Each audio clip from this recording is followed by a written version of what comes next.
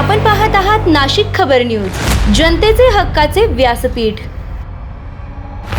वरिष्ठ पोलीस अधिकाऱ्यांच्या अर्धवार्षिक परिषदेत राज्याच्या कायदा व सुव्यवस्थेबाबत महत्त्वाचे निर्णय घेण्यात आले आहेत। या परिषदेत मुख्यमंत्री देवेंद्र फडणवीस यांनी पोलीस प्रशासनाला स्पष्ट आणि ठोस दिशा दिली आहे। मुख्यमंत्री फडणवीस यांनी पोलीस महासंचालकांना एक महत्त्वाचा टास्क देत पुढील 6 महिन्यात FIR नोंदणीपासून ते न्यायालयीन सुनावणीपर्यंतची संपूर्ण प्रक्रिया पूर्णपणे डिजिटाइज करण्याचे आदेश दिले आहेत। यामध्ये गुन्हा दाखल करणे, तपास प्रक्रिया, पुरावे संकलन आणि न्यायालयीन कामकाज या सर्व टप्प्यांचा समावेश असणार आहे। या निर्णयामुळे पोलीस यंत्रणा अधिक पारदर्शक आणि वेगवान होण्यास मदत होणार असून नागरिकांना न्याय मिळवण्यासाठी लागणारा वेळही मोठ्या प्रमाणात कमी होईल अशी अपेक्षा व्यक्त करण्यात येत आहे। तसेच डिजिटल प्रणालीमुळे डेटा सुरक्षितता आणि कार्यक्षमता वाढणार आहे। राज्यातील सर्व पोलीस ठाण्यांना आधुनिक तंत्रज्ञानाशी जोडून डिजिटल पायाभूत सुविधा मजबूत करण्यावर भर दिला जाणार असून येत्या काळात पोलीस प्रशासनात मोठा तांत्रिक बदल पाहायला मिळणार आहे।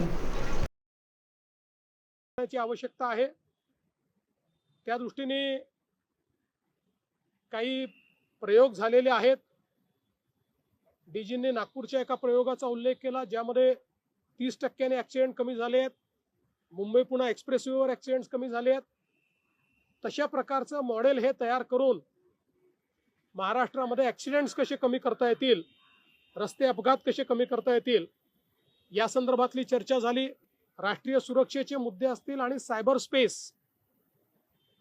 यामध्ये होणारे गुन्हे असतील या संदर्भातली चर्चा याच्यामध्ये झाली।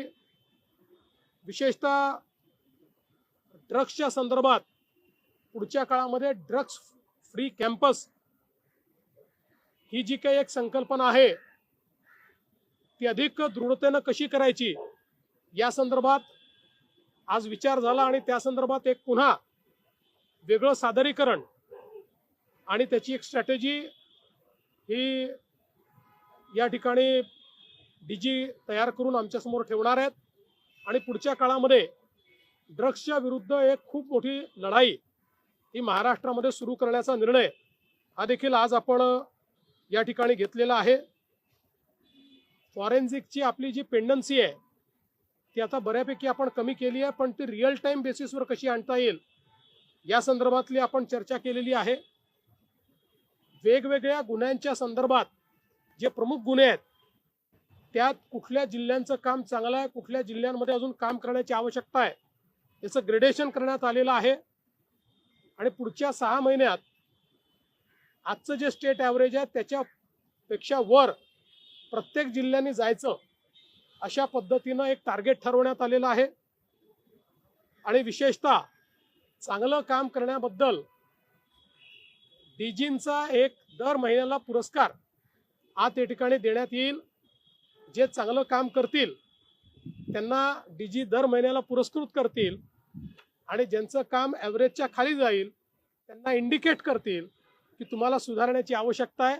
अशा प्रकारची ही चर्चा या ठिकाणी झाली आहे। एकूणच पोलीस वेलफेअर असेल किंवा सगळ्या पोलिसांसमोरचे चॅलेंजेस असतील, मग वेगवेगळ्या प्रकारचे जातीय तणाव असतील, धार्मिक तणाव असतील, आंदोलनं असतील, या सगळ्या गोष्टींची एक मोठी चर्चा होऊन त्या संदर्भात पुढची स्ट्रॅटेजी आणि वे फॉरवर्ड अशा सगळ्या गोष्टींवर आज ही कॉन्फरन्स या ठिकाणी झालेली आहे। आणि मला असं वाटतं की याचा एक चांगला परिणाम होईल आणि खालपर्यंत या सगळ्या गोष्टी या कॉन्फरन्समुळे जातील।